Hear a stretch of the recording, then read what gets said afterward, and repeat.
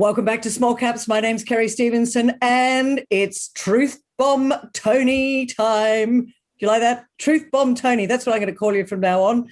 Gosh, we're having a lot of fun with these because you know what? Things are getting crazy in the drug-fueled markets. It's a casino out there. Lots of people having fun, but there's some challenges out there, aren't there, Tony? Absolutely. I just think that the last time I saw this world, a global drug frenzy, speculative frenzy, was 2017. In 2018, a lot of crappy assets lost between 80 and 90% of their value. Is that right? Even the blue chip Bitcoin went from 20,000 down to 3. So, you know, if all these charters stick to their word, there would have been more stops than a Jakarta intersection. So, you know, I just think that the world's absolutely gone batshit crazy, and this is the biggest generational selling opportunity I've ever seen. And Truth Bomb Tony suits me because truth is like poetry, and pretty much everyone hates poetry. I don't hate poetry. I bloody love poetry. But there's been a little bit of a sell-off in the markets today, hasn't there, Tony? A little bit? Well, there has to be. Our market cannot keep rising like that. We've had record highs for the 200, pretty much the odds. Financial sectors come steaming back with record profits.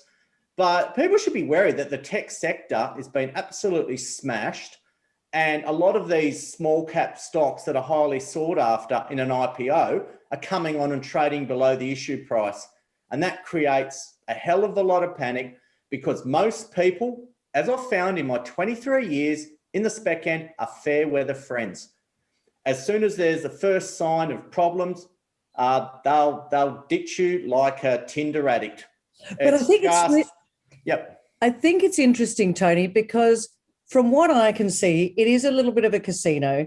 People aren't investing on fundamentals. What they're doing is they're hearing something on social media and they're going, oh, just buy that stock. They're not actually looking at a business, because if we look at investing, you invest in a business because you think that, excuse me, got a cough today. The fundamentals are good. It's a well-run company and it's going to make some money over time. But I think people are looking for a quick fix, aren't they? It's like a drug hit. Yeah, absolutely. And I think a lot of this crypto trading, like we saw Elon Musk go on Saturday Night Live and said Dogecoin is a hustle, and the price, everyone's expecting to get rich. But what's happened is these apps to trade this worthless rubbish are now like a sports bet app, which is designed by, no doubt, people with psychology degrees that can make the colors, can make you buy more of it. Those dreaded card machines when I was growing up, the love heart pokies, it's just an addiction. And I saw an article by Triple J talking about a young lady that put $100 in crypto and was suddenly worth $800. I mean, that's $700 profit, but that could be a lifetime of bad habits. When people are doing this for an adrenaline hit, similar to doing a line of cocaine or getting that rush. But we're having a new class of speculators, because that's all they are, that aren't going to be the types. They're going to help float a company to create jobs, taxation, and minerals. So look, I've got no qualms in saying I'm old school. I'm an old school speculator.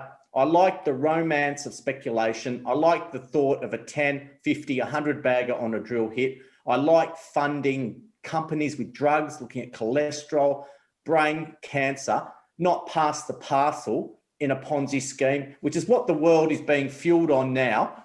And I think we reached an all-time low when Lana Rhodes started promoting Titscoin. What? I hadn't heard that one. Last tit, come rocket. I kid you not. Some viewers might be offended, but I speak the truth. Well, that's why we call you Truth Bomb Tony. But I think the Afterpay market also had a little bit of a hit today, didn't it? Well, that's another Ponzi scheme fueled by institutional money, where fund managers want to pay off their Mossman mortgage and update their M4.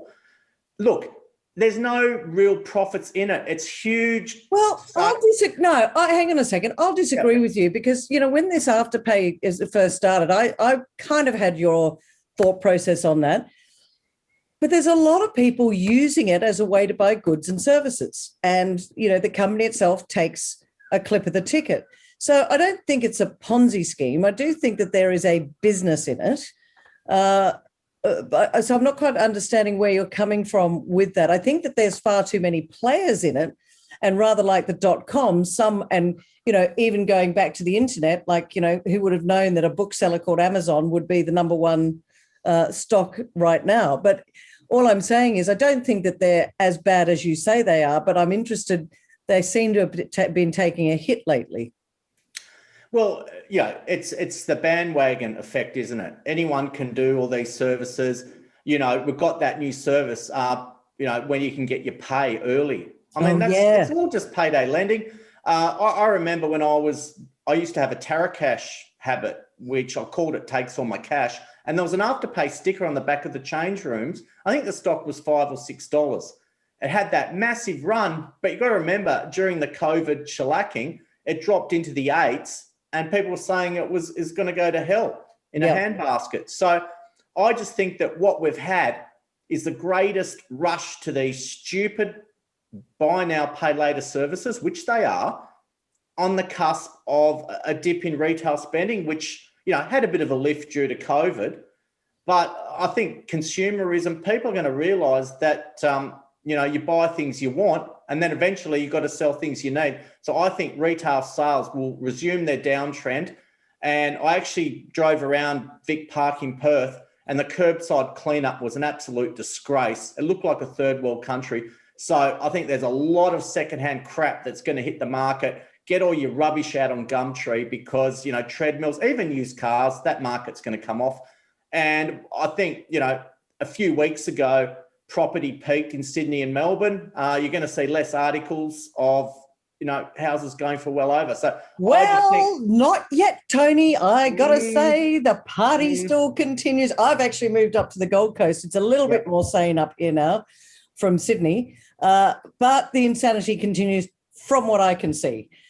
But here's the thing. Here in Australia, it is a little bit like a party island at the moment because we've got our little ring of steel around us. We've got iron ore prices on the up and up and up and up because governments around the world are printing money into oblivion and creating infrastructure. There's going to be more steel needed. There's going to be more copper needed. There's, Joe Biden's talking about the green revolution. So there'll be more EVs, more copper needed, more lithium needed. And here we are sitting in Australia. That's what we have here. That along with the fact that people can't travel overseas, taking our Aussie dollar out overseas, they're spending it in here. So I'm looking at this thinking the party could go on for quite some time. Not a hope in hell of that. Not a hope in hell. What I've got is I've got a good real estate agent. I talk to mortgage brokers and I talk to a client who's just renovated a house and they're saying the market's changed. But people don't understand, Kerry, that the biggest threat to housing prices is a strong economy. If we have any hint of inflation, they're going to have to start lifting rates. And the fear of an interest rate rise will kill the property market quickly. And often the fear of an interest rate rise is worse than the event itself. So I think people that have a job and have a house and can service their mortgage would rather have Australia in a recession than runaway inflation where the RBA has to start lifting rates. And what normally ends a speculative bubble isn't a pin. It could just be an exhaustion of idiots, an exhaustion of people willing to pay overs, and then suddenly a reality check. And I'm talking about people that don't understand speculative markets, don't understand price to income ratios, and don't stress test their future mortgage at 6%.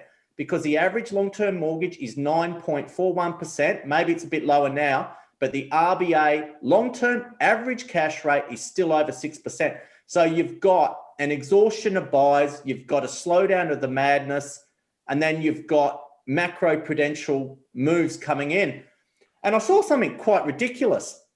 It's where a single parent can chuck in 2% deposit and the government guarantees the other 18%. Well, let me tell you, the best investment a single parent can make is in themselves to re-partner if they choose to do so, or invest in their kids. I've seen some ridiculous situations where single parents, all they're doing is buying a 2% ticket to bankruptcy and trying to defer their debts because, you know, you've got to look at where they're going to move to, small little cells in a mortgage prison. And that's the way it's going to be because house prices are going to come off. They're at stupid levels and mortgage rates are going back to 6%. If you can't afford 6% interest, add the principal, you're in trouble. So Australia, I think, is about to be in a lot of trouble. And, you know, it's like we've gouged ourselves on a KFC family feast and then we're full and someone offers you a zinger burger. You just can't stomach it. I will agree with you on one thing here, Tony, because we do like to disagree sometimes, but I will agree. I think I've been talking to a few people over the last few days and, you know, inflation when it comes awfully quickly and people turn around and say, didn't see that coming because it almost is working its way in the background. And right now we're seeing massive prices for iron ore, for copper, for all sorts of commodity prices, lumber, you name it, it's out there. And it will come back in prices to the end consumer. And right now we're not seeing it, but I think we will. But I will say this, do you think that the RBA are going to look at it and say, we'll raise interest rates? I think they'll do everything that they can possibly think of not to, especially with this government, because they know that the largest part of the Australian economy is the property market, and the banks rely on the property market. And if that starts to have a little bit of a whoopsie moment, then the whole economy is in trouble. Yeah, well, you know, Josh Hindenburg's going to provide his budget tonight. That's right. But yeah. I mean, that'd be about as exciting as my daughter's ballet concert when she's last on. But look, let's be realistic. High iron ore prices, resource prices go to the shareholders of those companies, and the government benefits from tax receipts, which normally go into building roads, railways, and hopefully getting the aged care sector back where it should be. So we're not going to really benefit from that at all because those resources are produced for shareholders. And I saw Josh saying, look, these iron ore prices are giving us an additional $1 billion here or there, but that goes very quickly. So I just cannot see a new range of buyers coming through in these assets to support asset prices. And every OECD housing bubble, this is research, has lost 70% of its gains. So if just say the average Sydney price goes from $500,000 to $1 million, 350,000 of those gains in real terms, that includes inflation and everything else, is lost. And I don't think a country such as Australia, which is beautiful, that represents 2% of the global market capitalisation, can defy that law of gravity. It simply cannot. All right, so Truth Bomb Tony says the property bubble is about to burst. Well, it's going to take 5 years. It's going to take 5 years to wind back. Wow. It'll be slow. It just doesn't happen straight away. But, you know, you've got a lot of factors that will come in. Real estate agents will need price discovery. People can obviously defer their mortgages. And the scary factor is, this scares the absolute shit out of me, is that the Bank of Mum and Dad is now widely reported as the 9th largest lender in the country with $90,000 of cash or their equity base. So this is just like dominoes. And the guarantor, which is Mum and Dad, are now responsible for the loan. That is absolutely, that's scary. And I think that's even scarier than the 2% single parent getting to the housing market and totally screw your life up as well. So I just don't think the government or any economist in this country knows how to deal with a speculative bubble. And all they're trying to do is throw the old economic textbook at it. It's not a textbook bubble. None of these wild rides in worthless cryptos, in assets, used cars, or Pokemon cards, you know, has been dealt with before. There's no one with that experience. And I'm just glad that I've had 23 years of dealing with fear, greed, and stupidity. But when things turn to shit, and they will, we're going to need some thinking outside the box, Kerry. Yeah, and some strong hands. So let's talk about, this is the Small Caps channel. Let's talk about a bit of a Small Caps update. And, ladies and gentlemen, we're going to bring you something new. We get lots of questions after our videos. So now every time I chat to Tony, Tony, I'm going to throw questions at you as well after you give us a little bit of a Small Caps update. So market a bit off today. Some of the small caps a bit off today. Buying opportunity or sit back for a bit longer? I say to my clients, if a company is at a great price with great prospects, you just buy it. Especially if you try and get it a cent cheaper. I mean, I've had clients miss out on Stavely, pre-discovery, Eagle Mountain, trying to buy that a cent cheaper, because any of our stocks could come into trading halt with some good news. So I see this period now as where we're sowing the seeds. Like I've just come out of a hell harvesting phase where a lot of clients 10-bagged Eagle Mountain, Proteomics, Exafarm, few other stocks that are 5-10 bag. So, you harvest what you've made, you take a defensive position, pay off some debt, and now I look for the next ones, and that's all we're doing is picking up these next companies, realizing that on days such as today, they're all going to drop a few cents, but that doesn't mean they're still not going to outperform. So I've had a few buys today. I've been picking up Adalta 1AD, which is into fibrosis, into alliance with GE Healthcare. I've been buying that personally. I've been buying the gold company Oryamin personally.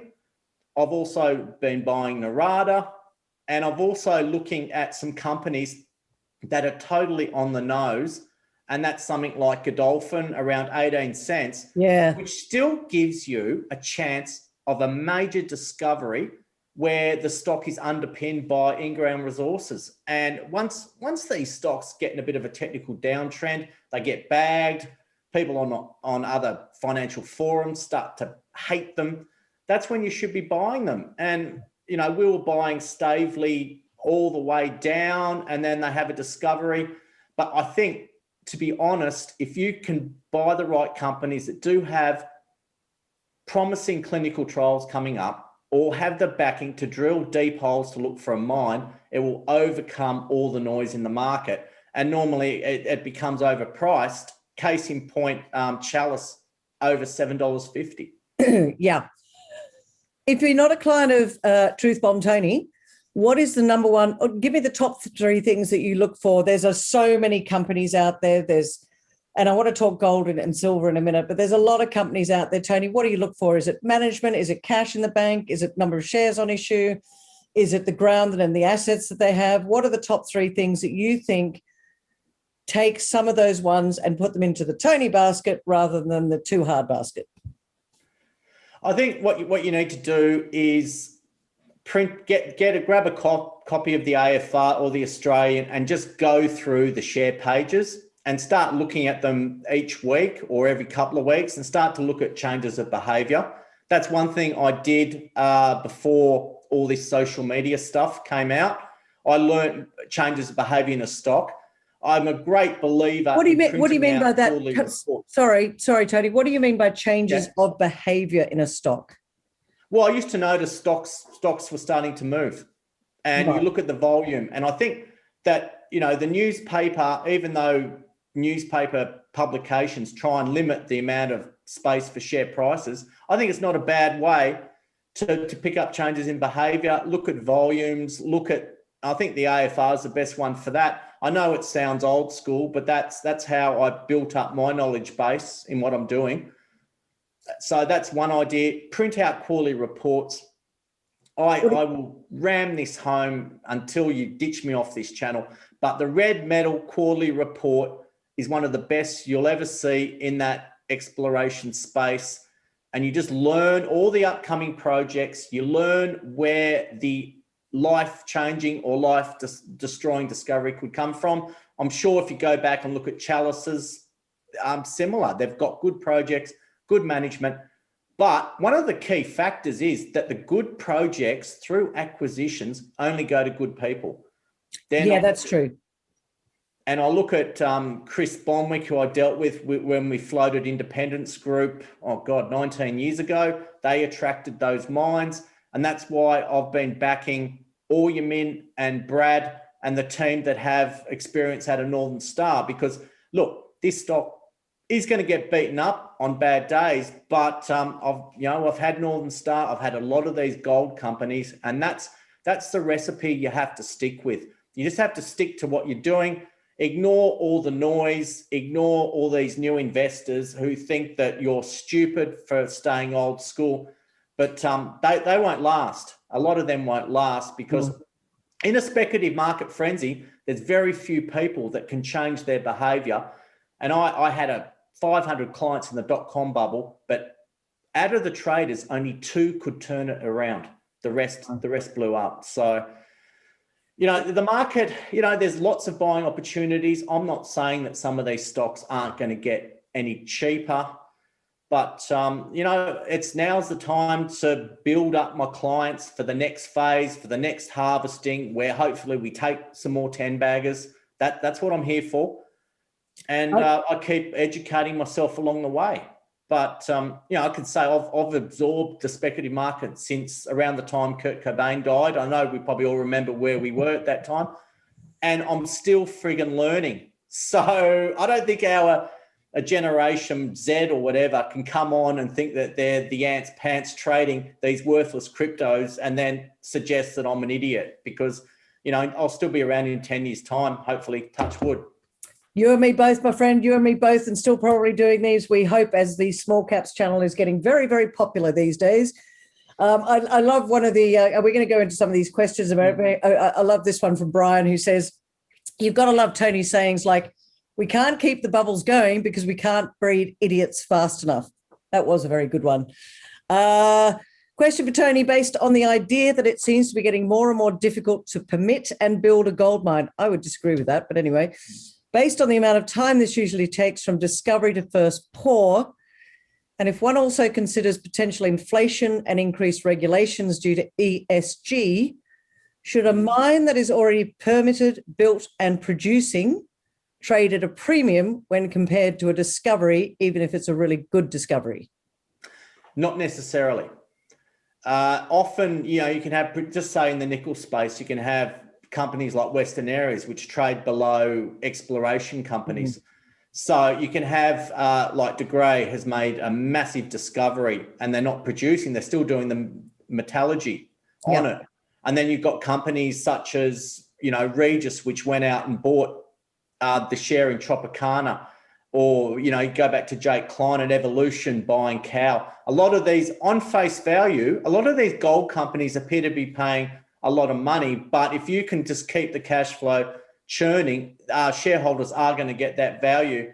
But it's often the discovery phase where the stock becomes wildly overvalued, and producers, they're not really driven on discoveries. They are driven on institutional money flow and their all-in sustaining cost and production profile. So, anyway, I much prefer the exploration phase, to get in early, to watch management grow the company. And the unfortunate part, Kerry, is that, during the growth phase of Northern Star, the major gold index at one point lost 2/3 of its value. Did it really? So, yeah, at 66%. And actually, the index lost 85%. Wow. So there's, there could be some very nasty times coming, but if people have a job, if they don't go out and buy rubbish, they can certainly pick up cheap shares and then set themselves up. So I just think that, the speculative market is going to go through tough times, which in my opinion is just simply normality. Yeah, absolutely. I'm going to get onto gold in a minute, but I just want to go on to BBUS for a second. Just another question. Your response to the decay on leveraged ETFs like BBUS, and also ETFs like this that are famous for underperforming on leverage just at the time you expect them to pay off. Unless in for a very short-term trade, the equation can be lose-lose. This bubble may go in for a while longer, in which case BBUS may not be the good hedge you desire. What are your comments on that? Great comments. If you put your money in BBUS in 2016, you're pretty much gone from $15 to $1.18. But the reverse of the S&P 500 chart. Yeah, I still think that, if you go back to March last year where the markets got clobbered, that BBUS got up to about $5.80. Right. So what I'm doing is saying, well, hey, wait a sec. I've had 10 baggers. I've had 20 baggers. Now it's time to ensure what I've made and have some exposure to this. Now, it doesn't matter how much percentage return I get on my BBUS. When the market gets poleaxed, I'll be able to sell that into a rising market to raise cash to buy our stocks up to a third of their fair value. So that's what I'm doing. If we get a long grinding bear market, which probably you don't want it. You do not want an inflationary recession and 10 years of equity pain. It's actually far worse than a ballet concert or being sandpapered to death. So I just think that, with the psychology of the market, I think probably I have bought a little bit too much BBUS, but I can always peel it off knowing that the Dow in particular, which is part of the S&P 500, is having these small rises and falls, which means a bigger fall is certainly coming. And I can even see that with the gold price. So, it's fair enough. The value in it has decayed. I'm a little bit below my average price, but Jesus, you need that insurance when markets are this irrational. Yeah, and I agree with you. You've got to hedge a little bit in these irrational and volatile markets. Daniel just wants to know what date the financial apocalypse is happening. Well, don't think you can put a date on it, Daniel. Well, the issue is when the NASDAQ died, went to the office and you heard crickets, and then people put bids at very low prices, and then that was the end of the .com. No, when you've got multiple asset classes, it all will start to unravel. And I think we're in for, multiple years of pain. A lot of these worthless stocks, shell companies, the fad jumpers, will lose their value fairly quickly. They will lose interest. Companies will try and IPO. They won't be able to get away. Companies won't be able to raise money. So I just think that you've got this situation where asset prices are overinflated. No financial institution or government can keep them up. It's never been done before, and it's never going to happen. It just simply won't happen. So, I think it's a slow moving economic disaster, and I think it started a few weeks ago. Yeah, but what you also said is it could take 5 years. Could take 5 years. Tony, we're running out of time. I want to finish off. Oh, sorry, we have been babbling on. Yeah. But it's all good. They love it. But listen, what I want to know is, people listening, this is our fortnightly update. Give us your top tips give me 3 to 5 top tips as we go out, finish up this fortnight's update. Would you believe I didn't hear a word of that? I think there was a bit of a disruption with the internet. So I'm going to have to ask you to repeat that, Kerry. What I said was, we're running out of time. We're clearly now really running out of time. Yeah. Quick question. What's your 3 to 5 top tips as we finish up this fortnightly update that investors should be doing with their hard-earned cash right now? All into the market, go buy property, buy some crypto. What's Truth Bomb Tony say? Well, those that want to make money should look at quality companies, and that takes years to do. Yep. I wouldn't touch any of these rubbish cryptos unless you have an excellent marketing plan to market it to the porn stars, to get Elon Musk interested.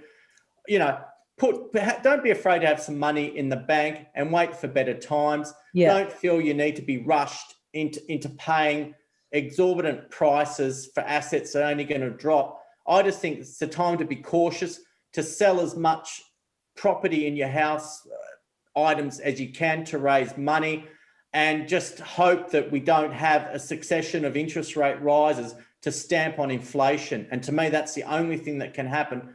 And as I said earlier in this discussion, that the biggest fear for asset prices is actually a strong economy, because you just can't have interest rates this low for much longer. And that's really is what going to kill us.